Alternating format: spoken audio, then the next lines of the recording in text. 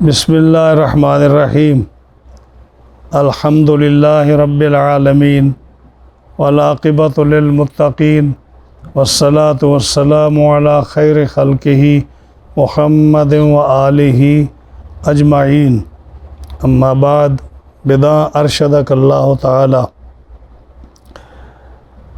آج ناامیر کا دوسرا لیسن ہے اور اس میں ہم ابتدائی جو گفتگو ہے طلباء کے سمجھنے کی، جو ان کی سمجھ میں آ جائے، مختصر سی کرتے ہیں۔ پہلے درس میں ہم نے اس کا بتایا تھا کہ اس کی تعریف کیا ہے، ڈیفینیشن اس کی، کہ میں پھر اس کو تھوڑا دہرا دیتا ہوں کہ نحو وہ علم ہے جس کے پڑھنے سے انسان کو کلمے کے آخر میں پتہ چل جاتا ہے کہ یہاں زبر لگانی ہے، زیر لگانی ہے، پیش لگانی ہے۔ جو آسان الفاظ میں آپ کو بتا رہا ہوں کہ اس پر جو ہے، جو کلمے کا آخر ہے اس میں بحث ہوتی ہے نحو میں، کلمے کے آخر میں، کہ اس کا جو عامل ہے، جو اس پر اعراب لگانے والا عامل آئے گا، کہ وہ اس کو زیر دینے والا ہے یا پیش دینے والا ہے یا زبر دینے والا ہے، تو اس کا آخر معرب ہے یا مبنی ہے۔ ہاں جی، اس کا آخر جو ہے منصرف ہے یا غیر منصرف ہے۔ یہ ساری وہ ٹرمز ہیں جو انشاءاللہ آپ کو نحو میں آگے چل کے پتہ چل جائیں گے۔ یہ ہے اس علم کی تعریف، کہ جس کے پڑھنے سے، مثلا آپ ہے نا، آپ عربی پڑھیں تو آپ کو پتہ ہونا چاہیے کہ اس حرف کے آخر میں، لیٹر کے آخر میں ہم نے زبر پڑھنی ہے، زیر پڑھنی ہے، پیش پڑھنی ہے، اس کو معرب پڑھنا ہے، مبنی پڑھنا ہے، اس کو متمکن، اس کو منصرف پڑھنا ہے یا غیر منصرف پڑھنا ہے۔ تو یہ ساری چیزیں جو ہے نا، یہ آپ کو پتہ کرنے کے لیے یہ علم نحو پڑھا جاتا ہے۔ دوسرا اس کا ہوتا ہے کہ اس علم کا موضوع کیا ہے۔ موضوع میں نے بتایا تھا اس دن بھی کہ صرف کا موضوع جو ہے نا وہ کلمہ ہے، جو کہ مفرد ہے، یعنی ایک کلمہ۔ جیسے آپ کوئی بھی مصدر سے کوئی صیغہ بنائیں، جیسے آپ نے صرف پڑھی نا، اس لیے آپ کو تھوڑا سمجھانے میں آسانی ہوگی کہ مثال کے طور پر آپ نے آج باب افتعال پڑھا، تو افتعال میں اکتسبا یکتسب اکتسابا فہو مکتسب، تو اکتسبا اس پر بات ہوگی کہ اکتسبا جو ہے نا یہ کیسے بنا، ہاں جی، مکتسب کیسے بنا، لم یکتسب کیسے بنا، لم یکتسب کیسے بنا۔ آپ کہیں زبر دے دیتے ہو، جیسے لن یکتسب ہے، کہیں آپ جزم دے دیتے ہو لم یکتسب، تو یہ جزم کہیں آ جاتی ہے اپنی مرضی سے، کہیں تم جو ہے نا نون کو گرا دیتے ہو، جیسے لم یکتسبا، لم یکتسبو، اور جب نفی مطلق کا صیغہ آتا ہے تو تم لا یکتسبو، لا یکتسبون، لا یکتسبو، لا یکتسبان، لا یکتسبون، وہاں نون نہیں گراتے ہو۔ تو یہ جو ہے نا صرف آپ کو یہ بتائے گی کہ یہ صیغے بنتے کیسے ہیں، اور جو ہے نا بھی یہ بتائے گی کہ اس کو آخر میں اس کو کیسے پڑھنا ہے، جیسے نون گرانا ہے، یعنی صرف اور نحو جو ہے نا یہ پیرالل چلتی ہیں۔ یہ صرف ام العلوم والنحو ابوہا، صرف ماں کی طرح ہے، نحو باپ کی طرح ہے، تو یہ پیرالل چلتی ہے دونوں۔ تو صرف کا موضوع تھا کلمہ مفرد جو ہے، اور جو ہے نا نحو اس کا موضوع ہے کلمہ اور کلام، دو چیزیں، کلمہ اور کلام، یعنی کلمہ کلام جس کے کرنے سے جو مرکب مفید بنتا ہے، جس کو آپ کو سفیشینٹ آپ کو معلومات مل جاتی ہیں، آپ کو کوئی اور محتاج نہیں رہتی، ایک جملہ آپ بولتے ہیں آپ کو اس کی سمجھ آ جاتی ہے، آپ اس کے انتظار میں نہیں رہتے کہ مجھے اس کی وضاحت چاہیے۔ تو یہ کلمہ اور کلام جو ہے علم نحو کا موضوع ہے۔ تیسرا تھا کہ اس علم کی غرض و غایت کیا ہے، فائدہ کیا ہے پڑھنے کا۔ فائدہ اس کا یہ ہے کہ آپ جب پڑھیں گے تو آپ کو غلطی نہیں لگے گی، ہاں جی، کہ آپ جو ہے نا اس کو صحیح پڑھیں گے تو اس میں غلطی نہیں لگے گی، یعنی اس کا مقصد نہ پڑھنے کا یہ ہے غرض و غایت کے، تاکہ اس کے پڑھنے میں آپ کو غلطی نہ لگے، سمجھنے میں غلطی نہ لگے، ترجمہ کرنے میں غلطی نہ لگے، عبارت پڑھنے میں غلطی نہ لگے، یہ اس لیے اس کو. اور چوتھا اس کا ہوتا ہے کہ اس کا بنانے والا کون ہے. تو بنانے والے میں نے آپ کو ذکر کیا تھا حضرت عمر کے زمانے میں وہ جو واقعہ آیا. بعض حضرات نے لکھا ہے کہ وہ حضرت علی کے زمانے کا واقعہ ہے، بعض نے لکھا کہ حضرت عمر کے زمانے کا ہے کہ ایک آدمی نے کہا کہ میں قرآن مجید پڑھنا چاہتا ہوں.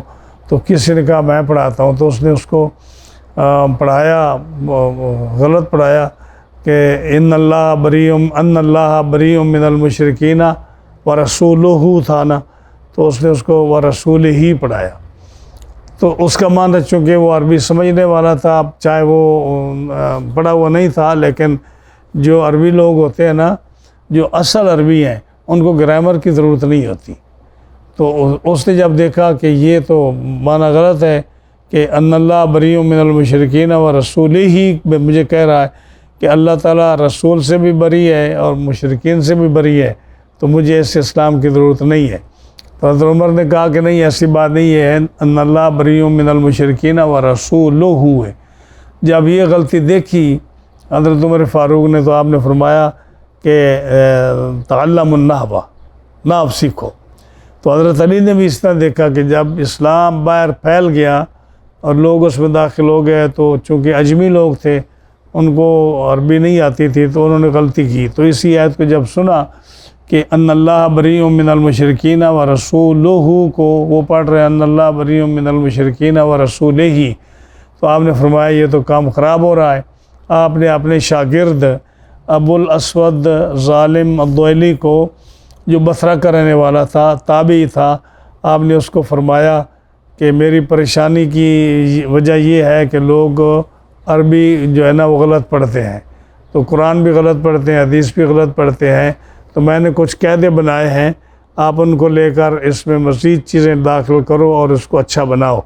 تو جب انہوں نے اس کو جو ہے نا، آپ حضرت علی رضی اللہ تعالیٰ عنہ نے ان کو دیا کہ الفاعل مرفوع والمفعول منصوب، کل فاعل مرفوع، ہر فاعل مرفوع ہوتا ہے، وکل مفعول منصوب، ہر مفعول منصوب ہوتا ہے، وکل مضاف الیہ مجرور، مضاف الیہ مجرور ہوتا ہے. یہ دو چار آپ نے ان کو قاعدے دیے، اور پھر اسود دوئلی نے اس میں اندر مزید جو ہے نا اس کے بنائے، معرب بنائے، مبنی بنائے، متمکن، اسم متمکن، غیر متمکن، منصرف، غیر منصرف، کچھ چیزیں اور قاعدے قوانین بنا کر آپ کے پاس لائے.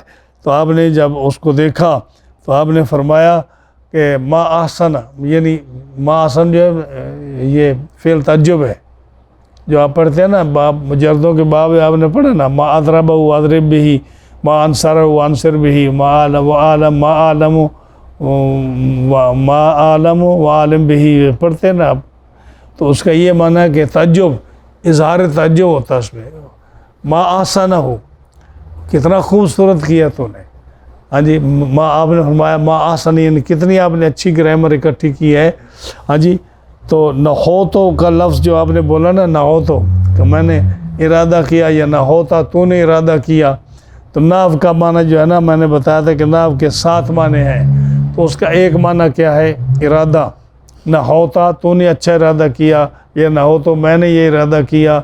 تو قصد کے معنی میں آتا ہے، کنارے کے معنی میں آتا ہے، طرف کے معنی میں آتا ہے. یہ جو ہے نا مختلف معنی میں یہ نحو کا معنی آتا ہے. تو جب آپ نے فرمایا نا قد احسن ما احسن نحوتا، کہ آپ نے کتنا اچھا ارادہ کیا اس کا اور کیا بنایا آپ نے، تو وہاں سے یہ لفظ نحو شروع ہو گیا. تو اصل غلطی کیا تھی کہ اس پڑھانے والے نے پڑھایا ان اللہ بریء من المشرکین ورسولہ، جو سبب بنا نحو کے بنانے کا تو تھا وہ ان اللہ بریء من المشرکین ورسولہ. تو یہ تھا بنانے والے حضرت علی تھے. اب یہ علم کیسے پھیلا؟ سب سے پہلے جب آپ نحو جائیں گے نا آگے بڑی کتابوں میں، تو آپ کو جو ہے نا مقابلہ نظر آئے گا بصریوں میں اور کوفیوں میں. بصرہ شہر کے لوگوں میں اور کوفہ شہر کے لوگوں میں، ان میں آپس میں بڑا اختلاف ہے نحو میں اور صرف میں، کہ صرفیوں کا، نحویوں کا عقیدہ اور جو ہے نا ان کے قوانین کچھ اور ہیں، بصریوں کے قاعدے قوانین کچھ اور ہیں. یہ آپ کو بڑا اختلاف نظر آئے گا کہ عند الکوفی یہ ہوگا اور عند البصری یہ ہوگا، کہ بصری یہ کہتے ہیں کوفی یہ کہتے ہیں۔ تو اس کی وجہ یہ ہے کہ حضرت عمر فاروق رضی اللہ تعالیٰ عنہ نے یہ 2 شہر بسائے۔ کوفہ بھی حضرت عمر فاروق نے بنوایا ہجری 17 میں، اور بصرہ جو ہے نا یہ بھی حضرت عمر فاروق کے زمانے میں ہوا۔ تو جب لوگ عرب کے لوگ بصرہ میں سب سے پہلے زیادہ موو ہو گئے، جب وہاں موو ہوئے تو انہوں نے ناو، چونکہ اسود دوئلی جو تھا وہ بصرہ کا رہنے والا تھا، تو اس نے صرف ناو جو ہے نا یہ وہاں سے شروع ہوئی، بصرہ سے۔ تو بصرہ کے لوگ جو تھے نا وہ قانون کو جانتے، عربی تھے نا سارے، عربی جو موو ہوئے عرب سے اس میں موو ہوئے بصرہ میں اور کوفہ میں۔ تو بصرہ میں جو لوگ موو ہوئے انہوں نے سب سے پہلے علم نحو میں گفتگو کی اور قاعدے قوانین بنائے۔ تو اس لیے جو ان کے قاعدے قوانین تھے وہ پہلے شروع ہوئے، اور ان کو دیکھ کر اس کے بعد کوفیوں نے قاعدے قوانین بنائے۔ تو بصریوں کے قاعدے قانون زیادہ قوی تھے، مضبوط تھے، قانون کے مطابق تھے، اور کوفیوں کے قوانین جو تھے وہ سماعی تھے، ان کے جو تھے قیاسی، یا یعنی ان کے یہ اصل عرب تھے، ان کے قوانین مضبوط تھے بنسبت کوفیوں کے۔ تو اس لیے نا یہ اختلاف آتا ہے کہ کوفیوں کے نزدیک یہ قانون ایسے ہوگا ناو کا اور صرف کا، اور بصریوں کے نزدیک ایسے ہوگا۔ تو سب سے پہلے بصرہ سے شروع ہوا۔ تو بصریوں میں سب سے پہلے اسود دوئلی نے یہ کام شروع کیا، ان کے بعد ان کے ایک شاگرد نے بنایا، ان کے بعد خلیل بن احمد نحوی، اس نے بڑی ترقی دی صرف اور نحو میں، اور پھر خلیل کے بعد ان کے شاگرد سیبویہ جو تھا اس نے کتابیں لکھی اور اس نے مزید کام کیا، تو علم صرف اور علم نحو جو ہے دونوں یہ بہت مضبوط ہوتے چلے گئے۔ تو یہ تھا ان کا جو ہے نا صرف کی ابتدا، اس کی جو صرف کی ابتدا اور نحو کی ابتدا حضرت علی رضی اللہ تعالیٰ عنہ نے کی، ہاں جی، اور صرف کے قانون بھی صرفیوں نے بنائے۔ تو یہ نحو ہے جس کا ہم شروع کر رہے ہیں، اور یہ کتاب جو ہے نا میر سید شریف کی، جس کا ہم نے پہلے درس میں بہت کچھ ان کا ذکر کیا، جو بہت بڑے عالم تھے جن کی 50 کے قریب کتابیں ہیں، اور ہر طالب علم جو ہے نا وہ ان کی کتابوں کو پڑھ کر ہر فن میں داخل ہوتا ہے۔ جیسے منطق میں اگر جائے تو صغرا کبرا ان کی کتاب ہے، چھوٹی سی کتاب ہے صغرا کبرا، وہ ان کی لکھی ہوئی ہے، اور چند صفحے کی کتاب ہے، اس کے پڑھنے سے بڑی آسانی سے آدمی منطق میں داخل ہو سکتا ہے۔ نامیر جو ہے یہ نام ان کی لکھی ہوئی ہے میر سید شریف کی، وہ کہتے ہیں کہ نامیر جو اچھی طرح پڑھ لے گا اس کو عربی عبارت پڑھنے میں سمجھنے میں کوئی کسی قسم کی دقت نہیں آئے گی، بشرطے کہ کسی اچھے استاد سے اچھی نحو پڑھی ہو۔ اسی طرح صرف میر جو ہے یہ بھی میر سید شریف کی لکھی ہوئی ہے، ہاں جی۔ اس کے علاوہ انہوں نے بڑی کتابیں بھی لکھی ہیں، تفسیر میں بھی انہوں نے بیضاوی کا حاشیہ لکھا ہے، فقہ میں انہوں نے جو ہے نا اس کا شرح وقایہ اور مزید لکھی کتابیں لکھی ہیں۔ پھر اس نے علم حیات میں یہ جو آسمان کے ستارے ہیں کہ ستارے کی گردش کیسے ہوتی ہے، چاند کا نکلنا، سورج کا جانا آنا، ٹائموں کا نکلنا، وقت، علم حیات جو ہے نا اوقات پر، انہوں نے اس کی شرح مواقف اچھے چغمینی کی شرح لکھی ہے انہوں نے میر سید شریف نے۔ اسی طرح عقائد میں، علم کلام میں بڑی بڑی کتابیں لکھی ہیں میر سید شریف نے، اور بہت آسانی سے بھی ہیں، آسان بھی ہیں اور مشکل بھی ہیں۔ بڑی کتابیں مشکل ہیں، چھوٹی کتابیں آسان ہیں، وہ بھی مطلب ہے کہ کو پڑھانے والا ہو تو پھر جب ابتدا اچھی ہو جائے گی تو آپ بڑی کتابیں بھی پڑھ سکیں گے۔ تو میر سید شریف نے یہ نام میر لکھی، ان کا جو ہے نا بڑا فیض ہے، وہ حسینی سید تھے، بہت بڑے عالم تھے، بہت نیک تھے، اور ان کی کتابوں کا بڑا فائدہ ہوا، کئی صدیاں گزر گئیں، اور یہ کتابیں جو ہے نا ابھی تک درس نظامی میں پڑھائی جاتی ہیں۔ انہوں نے اپنی کتاب کو شروع کیا نامیر کو بسم اللہ الرحمن الرحیم سے، بسم اللہ الرحمن الرحیم الحمدللہ رب العالمین۔ انہوں نے مطابعت کی، اتباع کیا قرآن مجید اور احادیث کا، کہ قرآن مجید شروع ہوتا ہے بسم اللہ الرحمن الرحیم سے، اور اس کے بعد الحمدللہ رب العالمین ہے۔ تو جو کو قرآن مجید جیسے بسم اللہ الرحمن الرحیم سے شروع ہوا اور الحمدللہ رب العالمین ہوا، تو قرآن کی اتباع کی انہوں نے، میر سید شریف نے اپنی کتاب کو قرآن کے تعلیمات کے مطابق انہوں نے اپنی کتاب کو شروع کیا، بسم اللہ الرحمن الرحیم الحمدللہ رب العالمین۔ حدیث کا بھی انہوں نے اتباع کیا کہ حدیث میں آتا ہے کل امر ذی بال لم یبدا فیہ بسم اللہ فہو ابتر بذکر اللہ فہو ابتر۔ یہ مختلف حدیثیں آتی ہیں کہ جو کام بسم اللہ سے نہ شروع کیا جائے وہ ناقص ہوتا ہے، دم بریدہ ہوتا ہے اور مکمل نہیں ہوتا۔ اسی طرح جو کتاب حمد سے نہ شروع کی جائے وہ مکمل نہیں ہوتی۔ تو انہوں نے ساری حدیثوں پر عمل کر کے کل امر ذی بال لم یبدا بذکر اللہ فہو ابتر یا اقطع یا اجزم، کہ جو اللہ کے ذکر سے کام نہ شروع کیے جائے وہ دم بریدہ ہوتا ہے، وہ ناقص ہوتا ہے۔ تو بسم اللہ اور الحمد سے انہوں نے جو ہے نا شروع کر کے اللہ کے ذکر کے ساتھ اس کتاب کو شروع کیا، جو قرآن کی تعلیمات کے مطابق ہے اور احادیث کی تعلیمات کے مطابق ہے۔ تو انہوں نے بسم اللہ الرحمن الرحیم جو ہے اس سے شروع کیا، پھر الحمدللہ رب العالمین سے شروع کیا۔ اب جو ہے نا یہ ایک ناو ایک بہت بڑا وسیع علم ہے۔ اب بسم اللہ الرحمن الرحیم، اس میں جب آپ کسی سے ترجمہ پوچھیں گے یا آپ کتاب پڑھیں گے تو وہ کہے گا شروع کرتا ہوں میں اللہ کے نام سے، شروع کرتا ہوں میں اللہ کے نام سے جو رحمان بھی ہے رحیم بھی ہے۔ تو اب ہم پوچھتے ہیں کہ یہ شروع جو ہے، شروع کرتا ہوں یا میں ابتدا کرتا ہوں، یہ کہاں سے نکالا؟ یہ ناو ہے کہ آپ کو پتہ چلے گا کہ جو ترجمے ہوتے ہیں تو اس کو کیسے کرنا آتا ہے۔ تو اب مطلب کوئی بھی کسی سے بھی آپ پوچھ لیں تو یہ ضرور کہے گا کہ میں شروع کرتا ہوں اللہ کے نام سے، یا میں ابتدا کرتا ہوں اللہ کے نام سے جو رحمان اور رحیم ہے۔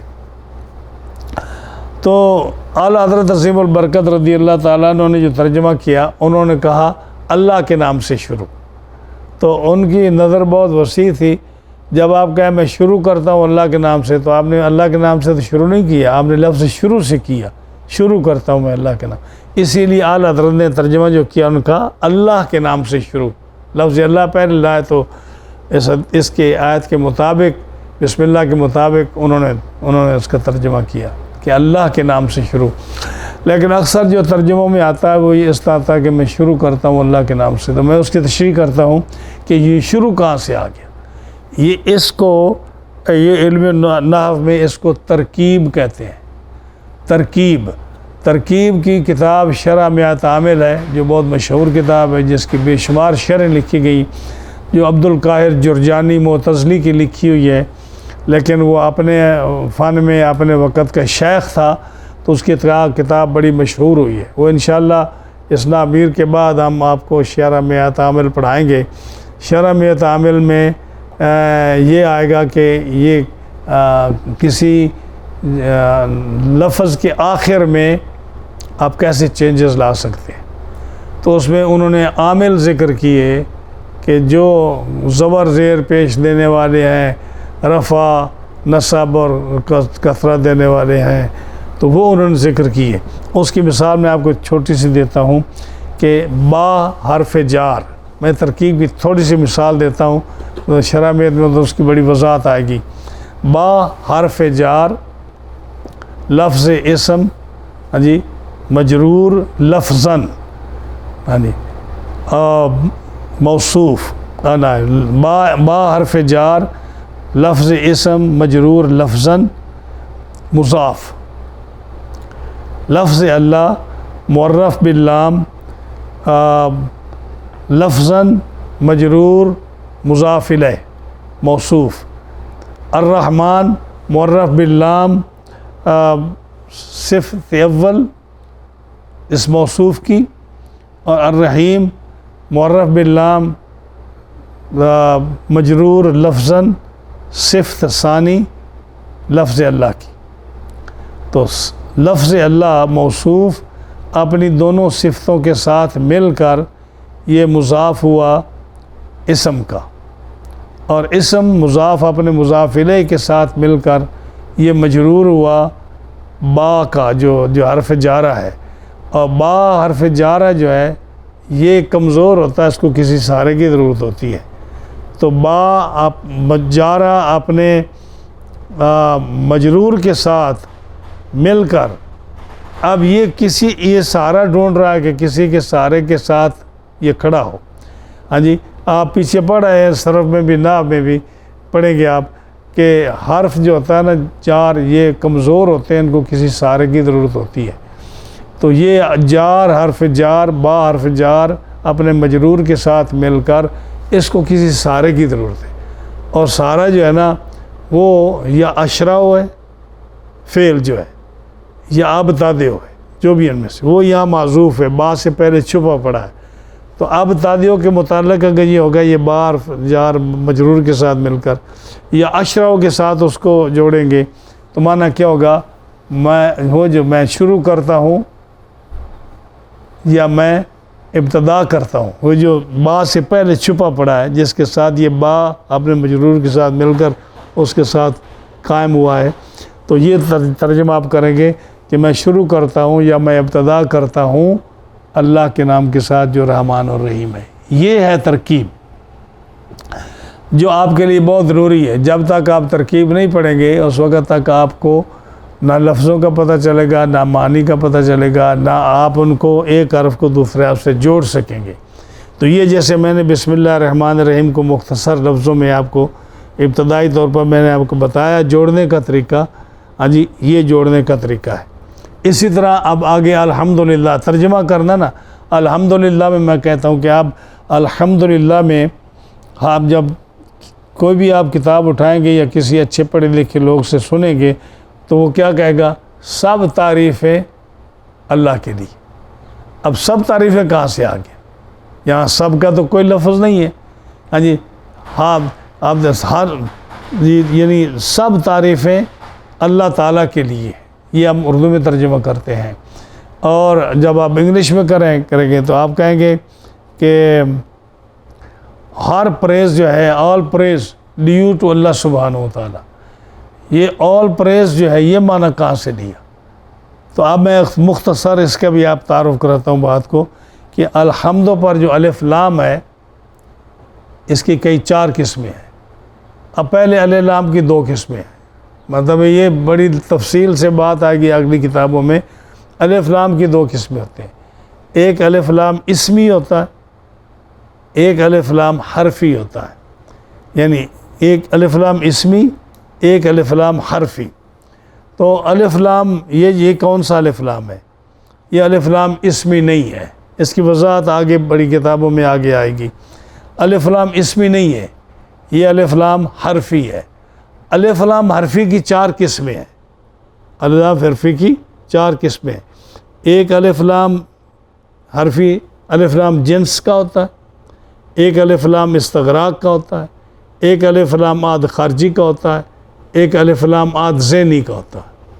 ہاں جی تو اب اس کو سمجھانے کے لیے میں آپ کو بتاؤں تو ایسا میں تھوڑا سا اشارہ کرتا ہوں تاکہ آپ کو پتہ چلے کہ ایسے نہیں کہ جو مرضی اٹھے وہ قرآن حدیث کا ترجمہ کرتا جائے جب اس کو پتہ بھی نہ ہو کہ یہ الف لام کون سا ہے. ہاں جی یا من کون سا ہے یا الا کون سا ہے یا با کون سا ہے. ہر حرف کی ایک نہ ایک تعریف ہوتی ہے. اب الف لام کے میں نے بتایا کہ ایک اسمی ہوتا ہے، ایک حرفی ہوتا ہے. پھر حرفی کے آگے 4 قسمیں میں نے بتائیں. ایک الف لام جنسی ہوتا ہے، ایک الف لام استغراقی ہوتا ہے، ایک عاد خارجی ہوتا ہے، ایک عاد ذہنی ہوتا ہے. میں آپ کو چھوٹی سی مثال بتاتا ہوں. یہ جو آتا ہے کہ الرجال قوامون علی النساء، قرآن مجید میں آتا ہے نا الرجال قوامون علی النساء کہ مرد جو ہیں یہ قوی ہیں عورتوں سے، یعنی مرد کا مقام زیادہ ہے عورتوں سے. یہ قرآن کی آیت بتا رہی ہے کہ مرد جو ہے یہ اس کا مقام زیادہ ہے عورتوں سے. الرجال قوامون علی النساء، یہ الف لام کون سا ہے؟ یہ الف لام جنس کا ہے. یہ میں بتاؤں تو فرق بتا رہا ہوں آپ. یہ الف لام کس کا ہے؟ جنس کا ہے. اگر آپ کہیں کہ مرد افضل ہے عورت سے تو آپ کیا کہیں گے کہ آپ افضل ہیں حضرت عائشہ صدیقہ سے؟ ہاں میں آپ سے سوال پوچھ رہا ہوں نا. آپ کبھی نہیں کہیں گے.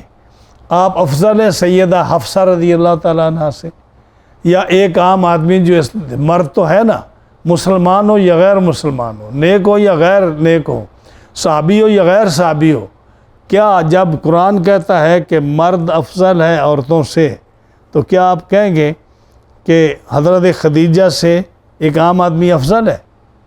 تو یہاں پتہ چلے گا کہ الف لام جنس کا کیا ہوتا ہے۔ معنی کیا ہے کہ جن سے مرد جن سے عورت سے افضل ہے، جن سے مرد جن سے عورت سے افضل ہے۔ اگر آپ مردوں کو دیکھیں تو اگر عائشہ صدیقہ سے تقابل کرنا ہے تو رسول اللہ کا تقابل کریں۔ آپ مرد تھے نا، تو آپ کے زمانے میں جو مرد تھے یا جو نبی تھے یا جو صحابہ تھے وہ ان صحابیات سے افضل تھے، جو انبیاء تھے وہ ان سے افضل تھے۔ جب حضرت مریم کی تعریف قرآن میں کیا آتی ہے؟ اذ قالت الملائکۃ یا مریم ان اللہ اصطفاک وطہرک علی نساء العالمین، کہ حضرت مریم تمام جہانوں سے افضل تھیں۔ ہاں جی، تو اب قرآن تو کہتا ہے الرجال قوامون، یہاں وہاں کہتے ہیں کہ عورتیں ساری عورتوں سے تمام ان سے افضل تھی۔ تو کیا مطلب ہوگا کہ جن سے عورت سے افضل ہے، لیکن اب یہ نہیں کہ ہر مرد ہر عورت سے افضل ہے۔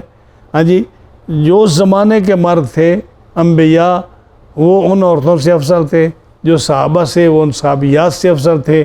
آج کا نیک مرد جو ہے یا جو مومن مرد ہے وہ مومن عورت سے افضل ہے۔ تو ہر مرد ہر عورت سے افضل نہیں ہے۔ معنی کیا ہوا کہ جن سے عورت سے افضل ہے، جس کو آپ اس طرح لے جائیں کہ صحابہ کرام صحابیات سے افضل تھے، حضور صلی اللہ علیہ وسلم اپنی ازواج مطہرات سے افضل تھے۔ ہاں جی، تو یہ ہے الف لام جنسیت کا۔ اسی طرح دوسرا الف لام جو ہے نا جو ہے استغراق کا آپ اس کو اس کی مثال والعصر ان الانسان پر بھی لے جا سکتے ہیں کہ والعصر ان الانسان لفی خسر، کہ استغراق کا مطلب کیا کہ ہر انسان گھاٹے میں ہے۔ یہ استغراق کا الف لام یہاں اگر بناؤ تو کیا ہر انسان گھاٹے میں ہے، ہر انسان گھاٹے میں ہے۔ ہاں جی، کل انسان، جتنے بھی انسان ہیں گھاٹے میں، الا الذین آمنوا وعملوا الصالحات وتواصوا بالحق وتواصوا بالصبر، مگر جن کے اندر یہ چار خصوصیات پائی جائیں کہ ایمان لائے، جو نیک عمل کرے، اور جو تواصوا بالصبر، ہاں جی تواصوا، ہاں جی یہ جو ہے نا باب تفاعل ہے، یعنی جو ایک دوسرے کو وصیت کرے جان بہن سے، حق کی اچھی بات کی ایک دوسرے کو وصیت کرے، سمجھائیں اس کو کہ یہ کام اچھا، یہ کرو، غلط کام نہ کرو، یہ تواصوا بالحق وتواصوا بالصبر، اور جس وقت کو مشکل آ جائے تو صبر کرنا۔ یہ صبر کی بہت اچھی ڈیفینیشن ہے جو سورۃ لقمان کے دوسرے رکوع میں آئے گی، بڑی اچھی گفتگو ہے۔ اگر وہاں آپ اس کا مطالعہ کریں تو آپ کو پتہ چلے کہ تواصوا بالصبر کیا ہے۔ یعنی جس مرد کے اندر یہ چار کوالٹیز ہیں، ایمان لائے، وعملوا الصالحات اچھے عمل کرے، وتواصوا بالحق اور ایک دوسرے کو اچھائی کی وصیت کرے، نصیحت کرے، ان کو واعظ و نصیحت کرے، وتواصوا بالصبر اور ایک دوسرے کے کو صبر کی تلقین کرے، ہاں جی، اور اس پر استقامت اختیار کرے، یہ لوگ گھاٹے میں نہیں ہیں۔ ادروائز استغراقی ہر انسان گھاٹے میں ہے، یہ الف لام استغراقی ہے۔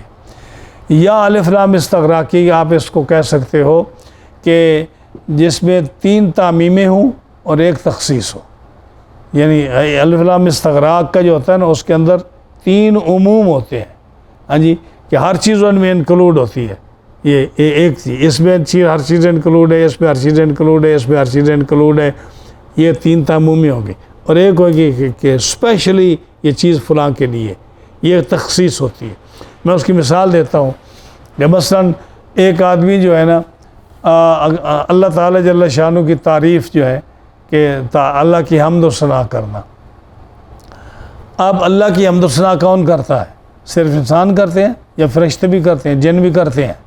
ہاں جی، نبی کرتے ہیں، غیر نبی بھی کرتے ہیں، ہاں جی، درخت بھی کرتے ہیں، پرندے بھی کرتے ہیں، درندے بھی کرتے ہیں، چرندے بھی کرتے ہیں، پانی بھی کرتا ہے، درخت پانی بھی کرتا ہے، زمین بھی کرتی ہے۔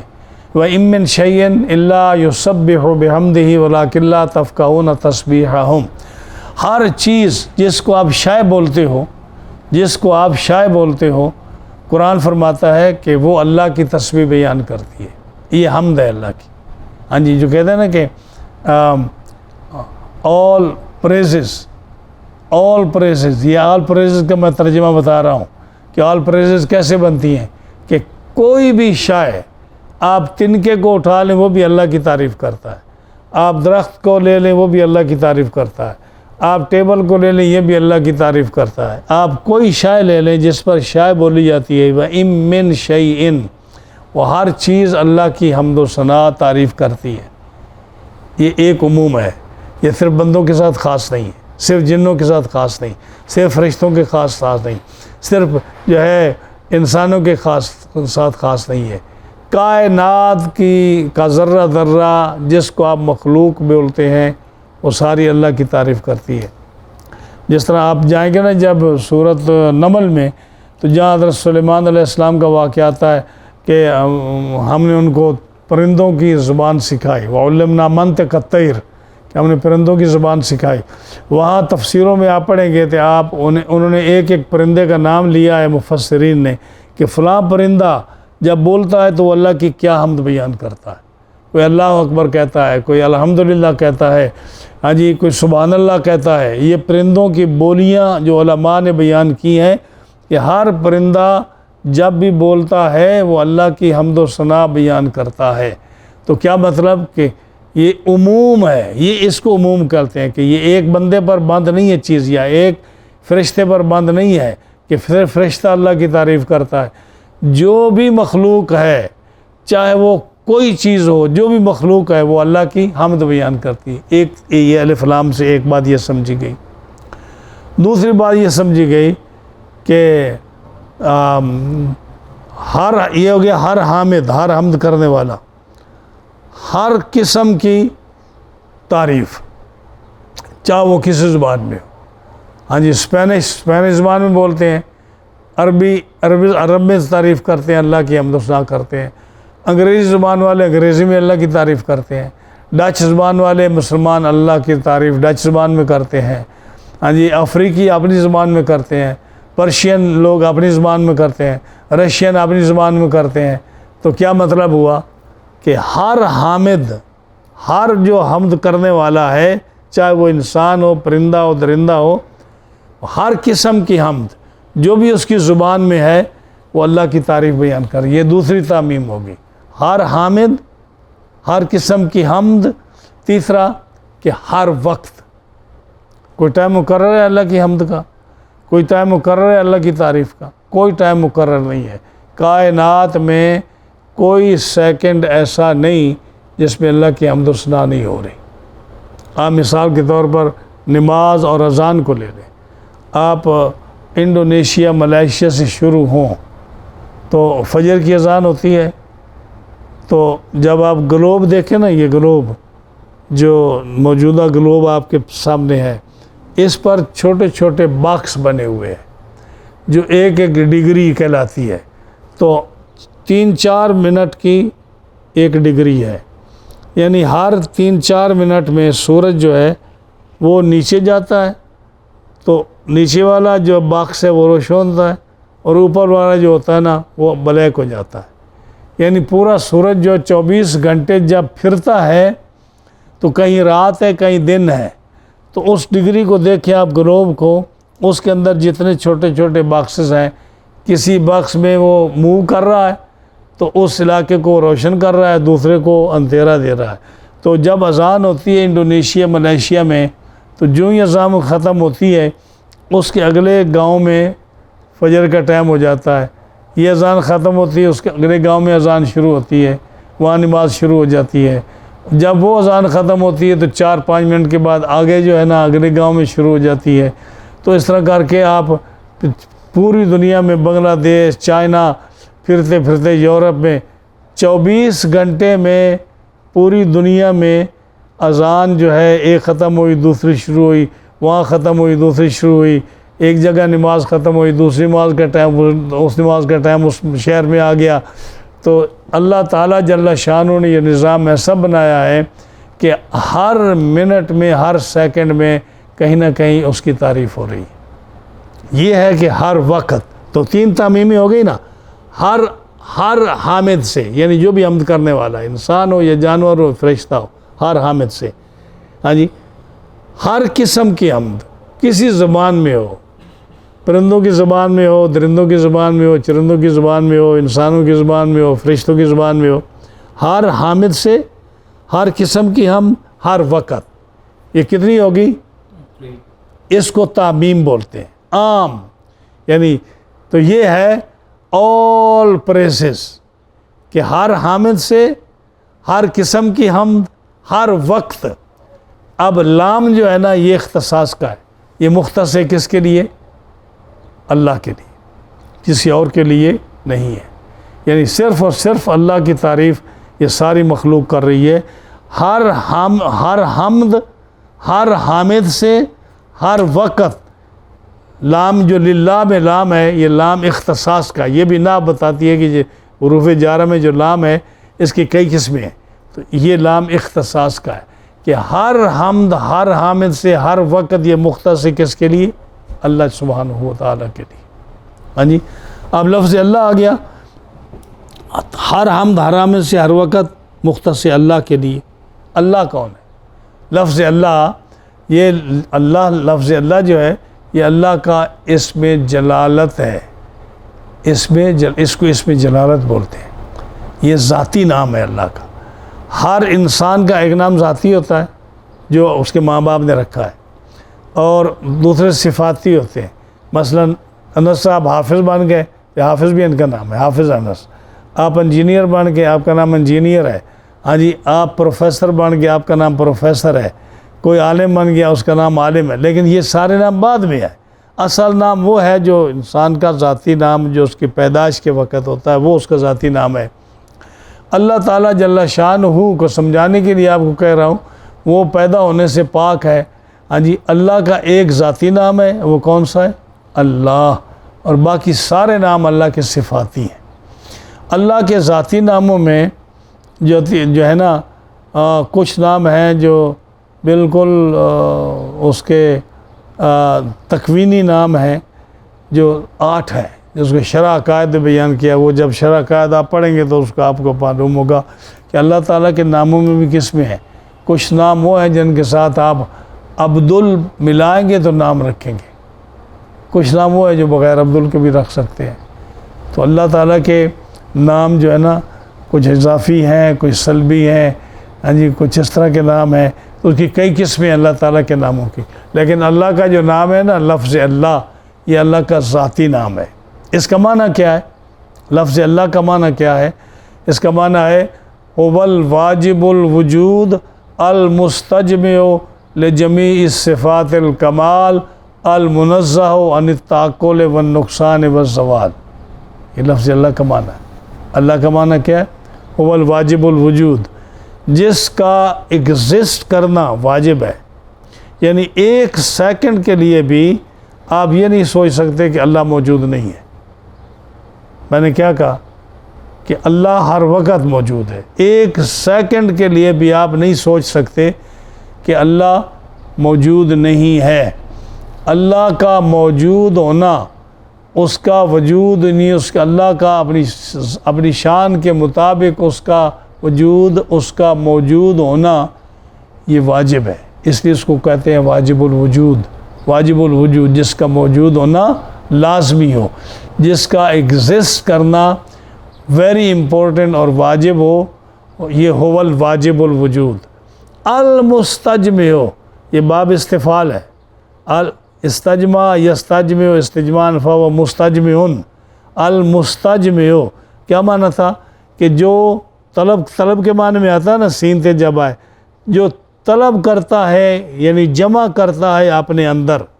المستجمع، جو اپنے اندر جمع کرتا ہے لجمیع صفات الکمال، جتنی صفات کمالیہ ہیں وہ اللہ کے اندر جمع ہے، اللہ کے اندر موجود ہے۔ معنی بتا رہا ہوں، المستجمع لجمیع صفات الکمال، اللہ کے اندر تمام صفات کمالیہ جمع ہیں۔ صفات جمالیہ کون سی ہیں؟ عالم ہونا، یہ صفت کمال ہے نا، ہاں یہ اللہ کے اندر ہے۔ علیم اس کا نام ہے نا، عالم اس کا نام ہے۔ اچھا، اسی طرح سخی ہونا، سخاوت، یہ صفت کمال ہے نا، یہ اللہ کے اندر ہے۔ ہاں جی، اس کو کریم کہا گیا، اس کو جواد کہا گیا۔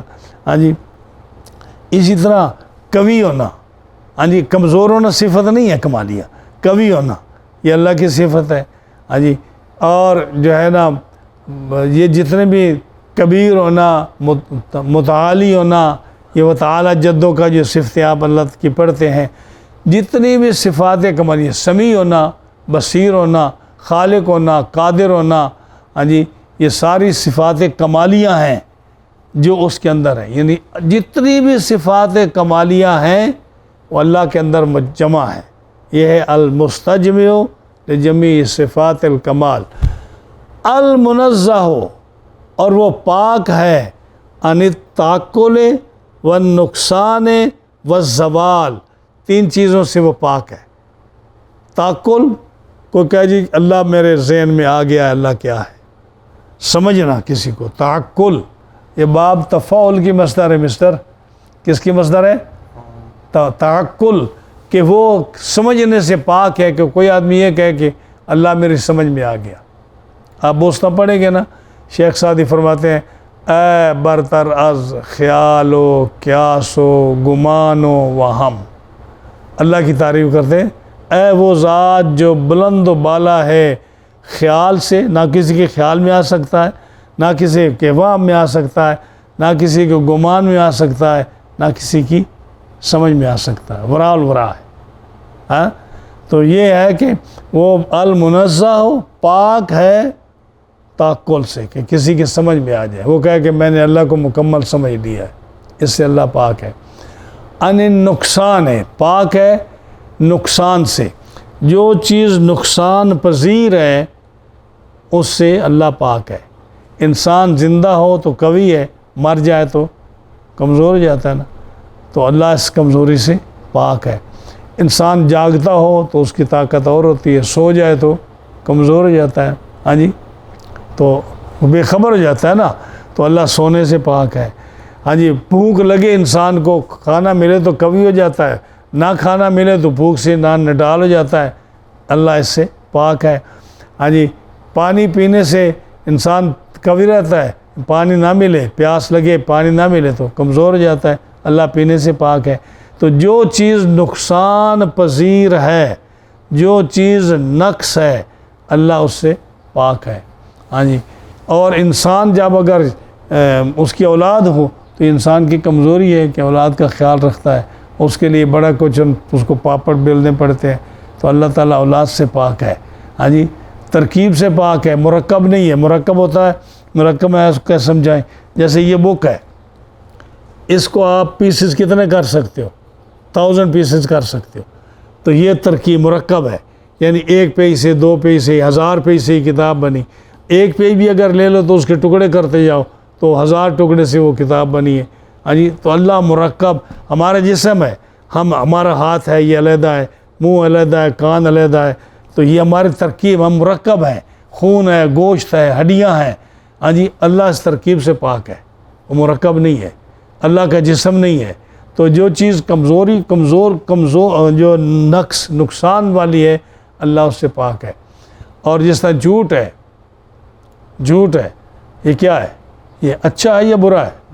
ہاں، کیونکہ الکذب نقص فی الادیان کلہا، یہ علماء کا یہ متفقہ فیصلہ ہے، علماء کلام کا، کہ الکذب نقص فی الادیان کلہا، جھوٹ ہر مذہب میں، پوری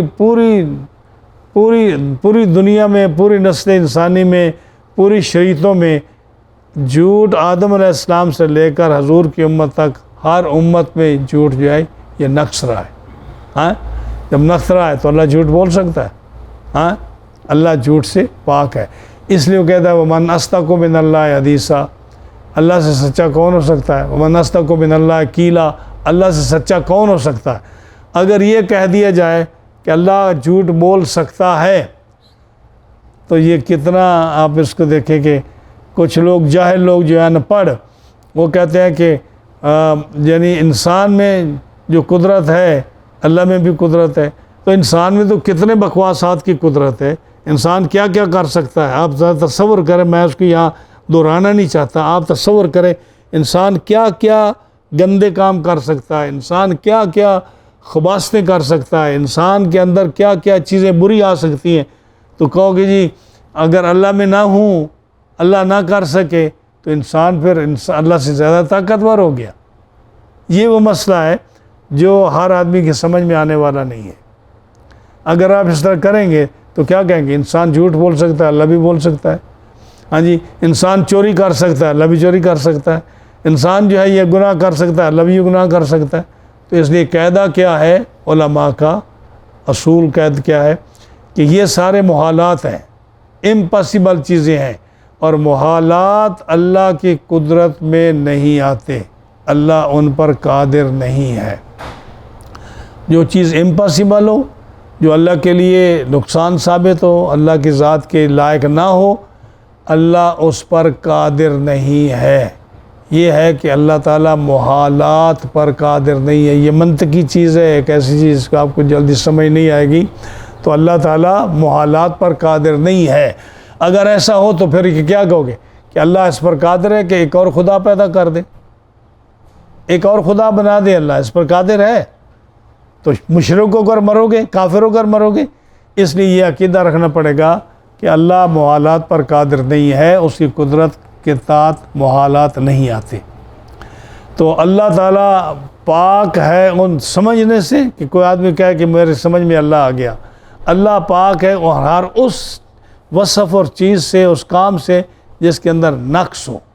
ہاں جی، اور اللہ ہر اس سے پاک ہے جو چیز زوال پذیر ہو، جو نقصان، جو کمزور ہونے والی ہو، اللہ اس سے پاک ہے. یہ اللہ کا معنی ہے. هو الواجب الوجود المستجمع لجمیع الصفات الکمال المنزہ عن التعقل والنقصان والزوال. یہ چیزیں ہیں جب آپ کے پاس علم ہو طبیعت، اور اگر آپ ان پڑھ ہوں، جاہل ہوں، تو جو مرضی بکتے رہیں. آپ کے اوپر کوئی کیا کہہ سکتا ہے؟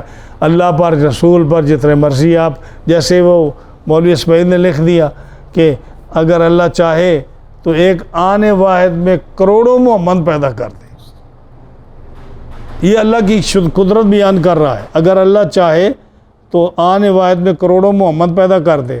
تو پھر اگر اللہ کروڑوں محمد پیدا کر دے گا تو پھر کیا کہو گے؟ اللہ سچا ہے.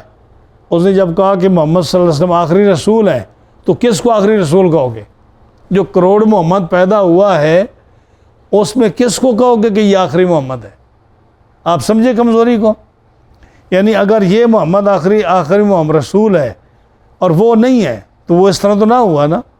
اس طرح تو تب ہوا جب ہر رسول آخری رسول ہے، ہر محمد آخری رسول ہے، ہر محمد آخری رسول کہو گے تو یہ جھوٹ نہیں ہوگا. تو اس لیے یہ کہنا کہ اللہ تعالیٰ آنے واحد میں کروڑوں محمد پیدا کر دے جیسے تکوین اور ایمان نے لکھا ہے، یہ غلط چیز ہے. جب اللہ نے لکھ دیا کہ یہ محمد آخری رسول ہیں تو پھر کیسے پیدا کرنے پر وہ قادر ہے؟ ہاں جی، آپ نے جھوٹ پر کیسے قادر ہو سکتا ہے کہ جھوٹ ہو جائے؟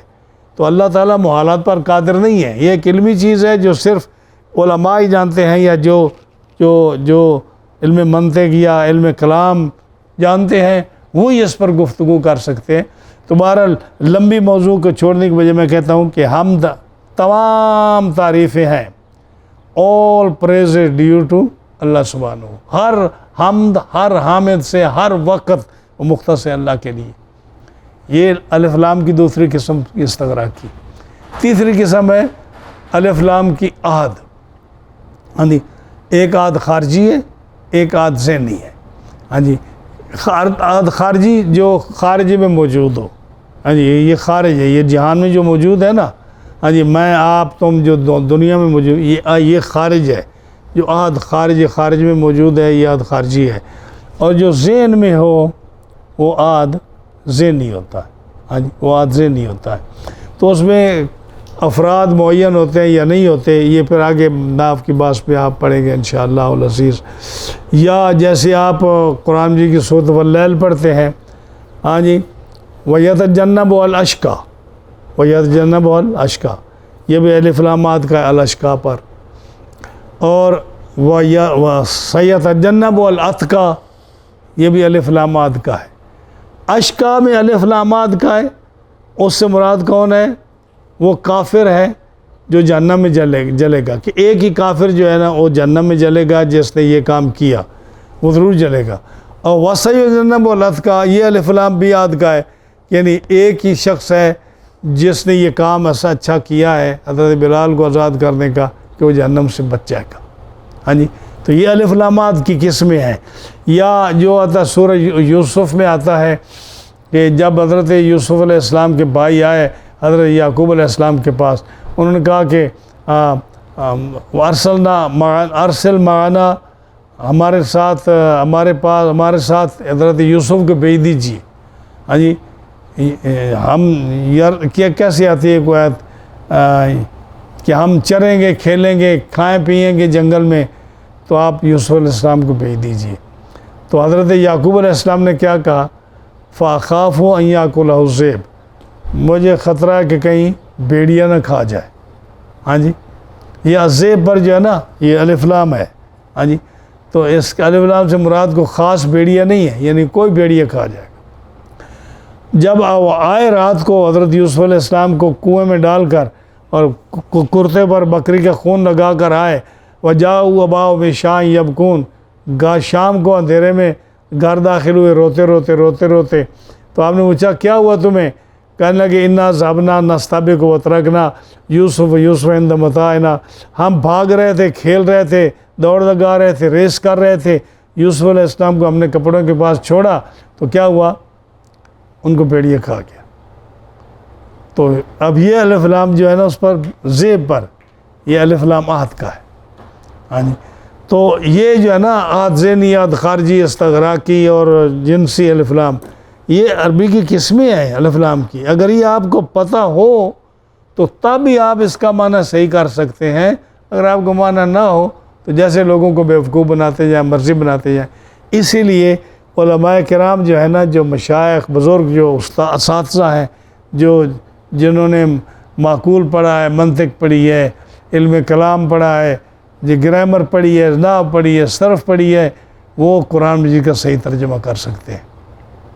اور جو نہیں پڑھا ہوا اس کا اللہ ہی حافظ ہے جو مرضی کہتا جائے اس کو کسی کو کوئی مطلب نہیں ہے اس کا. خیر یہ تھا بسم اللہ الرحمن الرحیم الحمدللہ رب العالمین. رب اب اس کی علیحدہ ہے کہ رب جی رب کہتے ہیں پالنے والے کو. ہاں جی رب کہتے ہیں پالنے والے کو. اب پالنے والے میں رب اور عام پالنے والے میں بڑا فرق ہے. رب کا معنی کیا ہے؟ بتدریج پالنا. ہاں جی کسی کو بتدریج پالنا.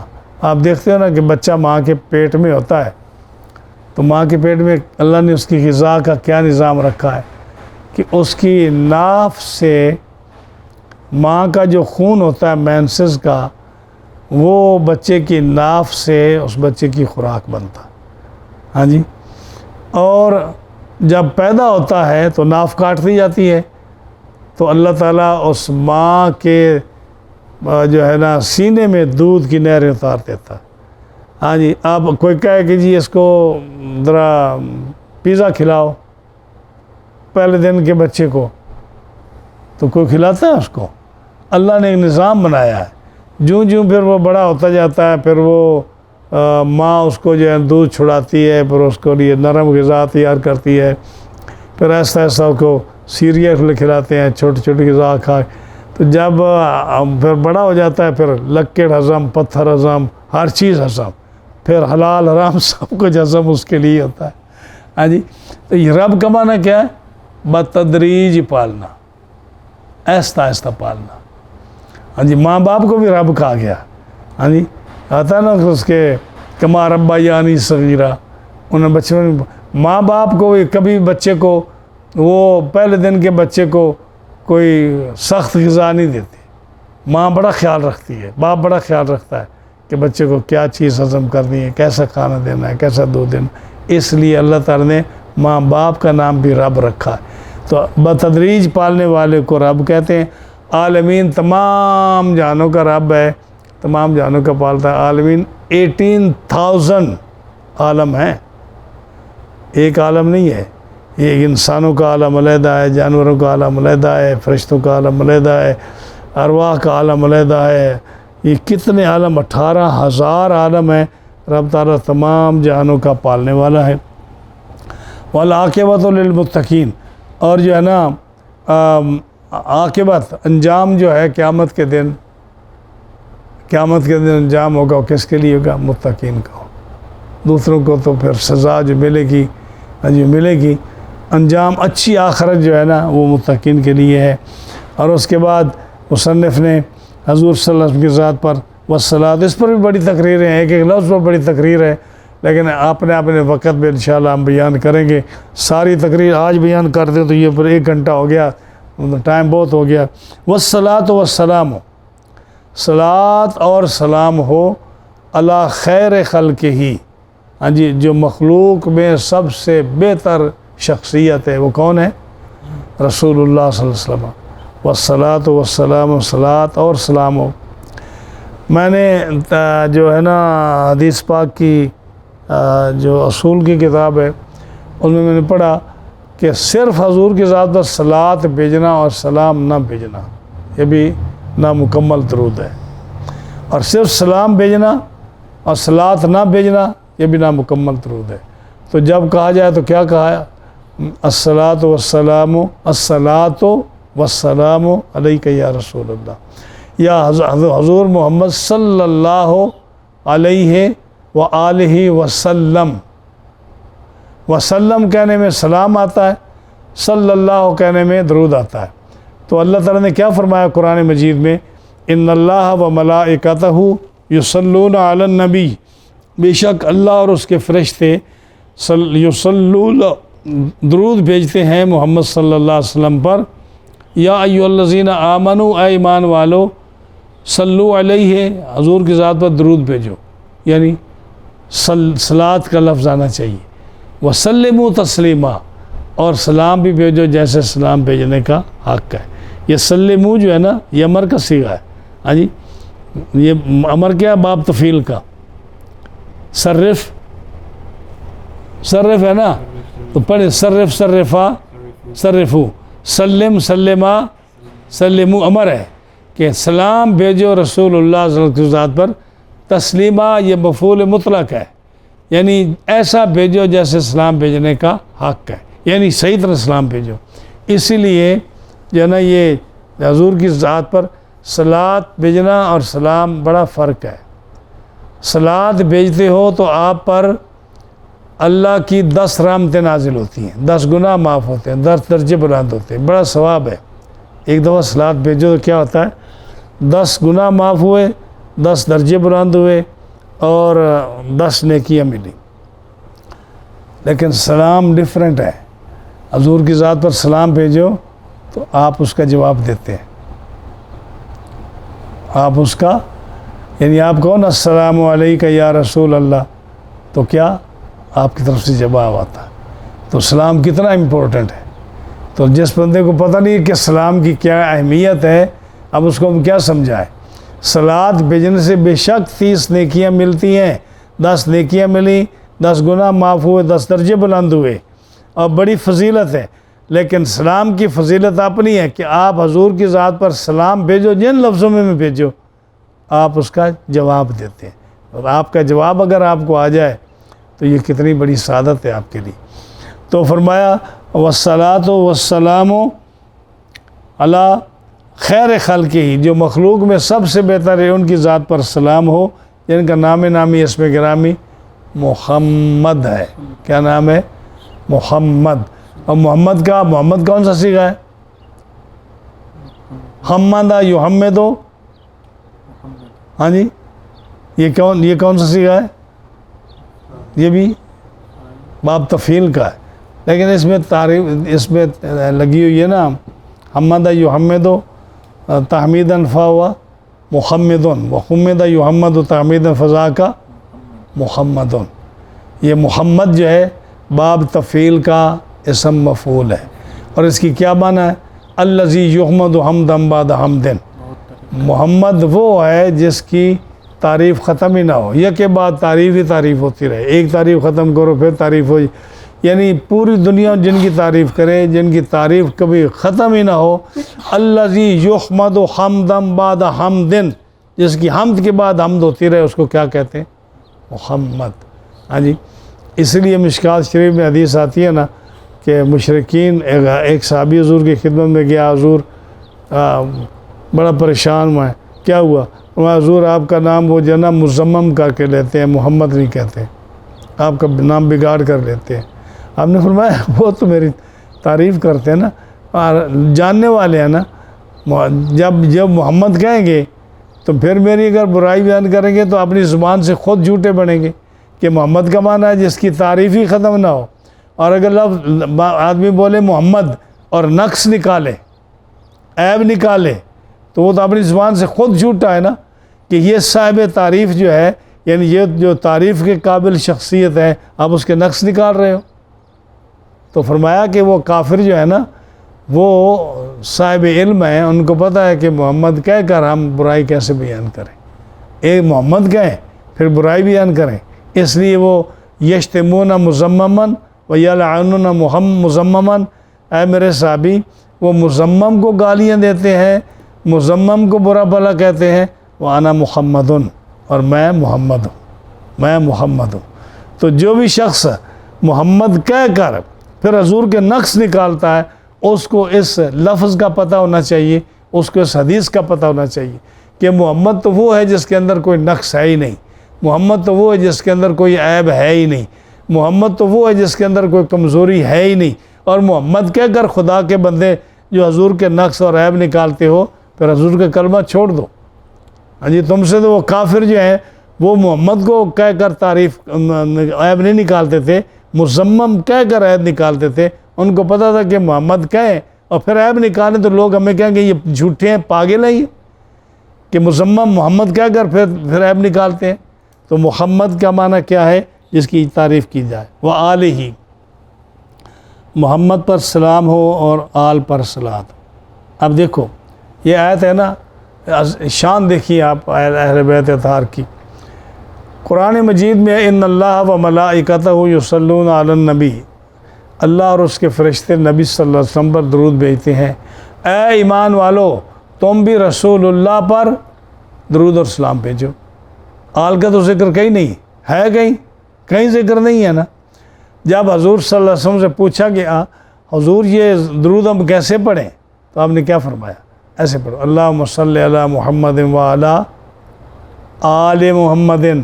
آل کا ذکر تو ہے نہیں، لیکن آپ نے کیا فرمایا کہ درود اگر پڑھنا ہے نا تو درود میں میری آل کو شامل ضرور کرنا ہے۔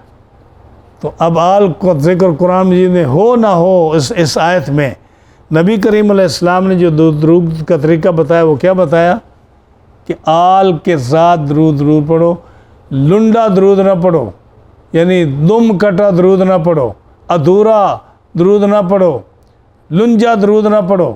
کیا کہ جس میں تم آل کا ذکر نہ کرو وہ درود نہ پڑھو، درود وہ پڑھو جس میں آل کا بھی ذکر ہو، درود وہ پڑھو جس میں سلام بھی ہو، درود وہ پڑھو جس میں صلات بھی ہو۔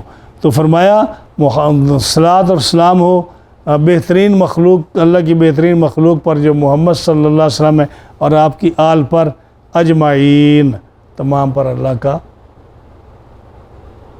درود و سلام ہو، تمام پر۔ تو یہ تھا آج کا مختصر سا خطبے کی تفصیل۔ انشاءاللہ اس کے بعد جو ہے نا اگلے سبق میں ہم کتاب بھی آپ کو دیں گے، اور پھر ناو کا سبق چلے گا، یعنی چلو بھائی چلتے رہیں گے انشاءاللہ۔ یہ ناو بہت خوبصورت علم ہے، اس کا پڑھنا آپ لوگوں کے لیے بہت ضروری ہے۔ ہاں جی، تو انشاءاللہ العزیز ہم بھی کوشش کریں گے کہ جو ہمارے مطالعے میں آئے وہ چیز بتائیں گے انشاءاللہ العزیز، انشاءاللہ آپ کو بھی۔ جزاک اللہ۔